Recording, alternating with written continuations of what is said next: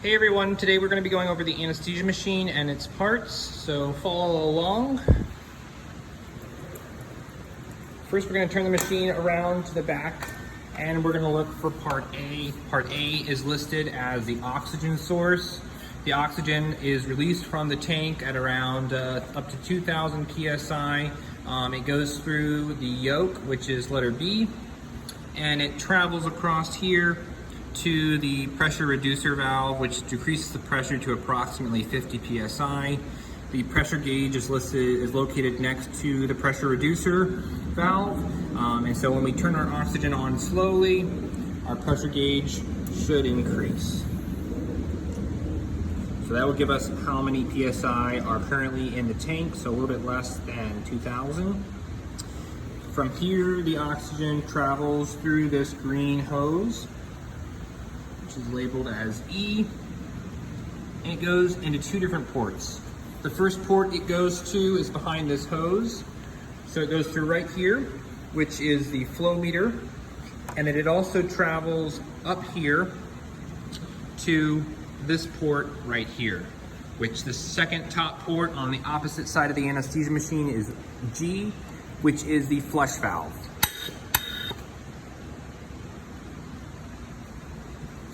Coming back through here, we have got the flow meter where the oxygen travels up through and is decreased to an even lower pressure at liters per minute, so up to 1 to 4 liters per minute. The oxygen then travels through the top of the flow meter, out the back, and through this black hose. The oxygen then travels to the vaporizer, where it then picks up the anesthetic gas.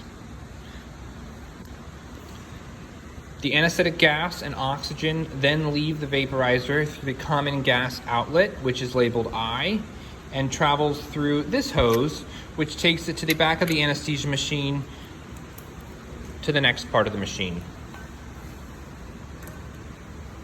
So the oxygen and anesthetic gas are delivered through the second port on the back of the machine, just below the flush valve. So if we go to the front of the machine, it is the fresh gas inlet as J.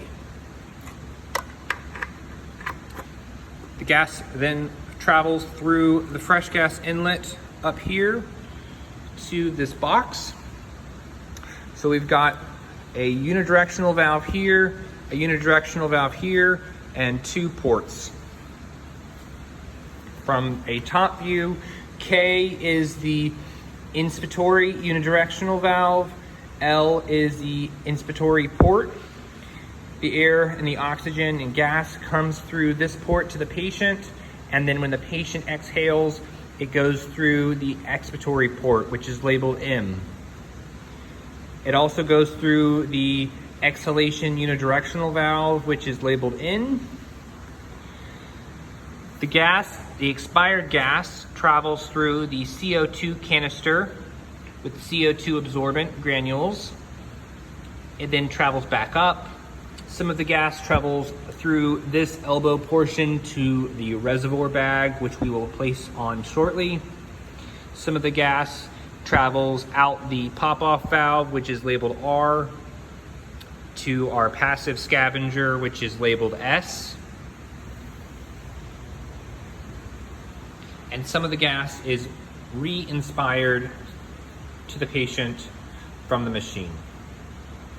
And those are the basic parts of our anesthesia machine here at TCC.